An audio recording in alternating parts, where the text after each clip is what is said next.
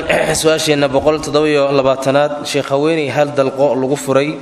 kadibna laba toddobaad kadib lagu yiri gurigaaga ku soo laabo waan ku soo ceshtay kadibna ay diido rajcadaas oo aan marxaati lahayn ma ansaxaysaa iyada se nin kale miyay guursan kartaa horta soo ceshiga intay haweeneydu ciidada ku jirto dalqada koobaad ama dalqada labaad oo ninku jaanis haysta uu soo ceshan karo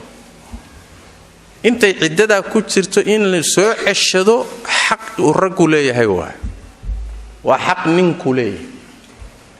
haweeneydu inay raali noqoto sharti maaha in la ogeysiiyo markaana sharti maaha waa xaq uu ninku leeyahay soo ceshiga oo khaalisa waa allana quraanka kariimka suuratul baqara uu ku sheego wuxuu yiri wa bu'ulatuhunna ahqqu bi raddihinna fi dhalika intay muddada ku dhex jirto ninkeeda u xaq la soo ceshiga hadduu muddada guraheeda soo ceshaday dho khalaas way soo noqotay waa inay zawjo way markaas marrabo raali kumay socon mayso xaas baata saasi macna taa waa qodobka labaad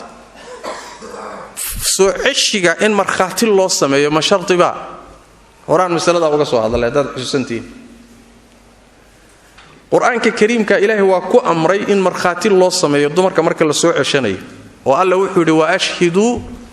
dhawi adlin minkum suratu talaq laba nin oo caadiliin ah marxaati geliya marka dumarka soo ceshanaysa amarkaasi quraanka waa ku yimid laakiin culimada badankood waxay qabaan amarkaasi wuxuu faa'iideynaya waa sunnanimo marka soo ceshanaysa inaad marxaati u samayso waa sunno iyo sida fiican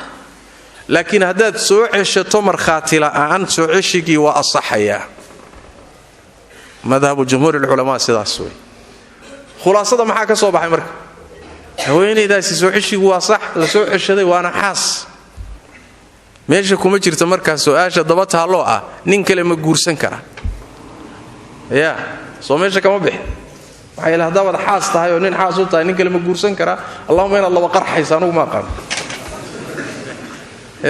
soo laba qarx ma taqaanaa haweeney nin leh xari kale ma qabto wallahu a'lam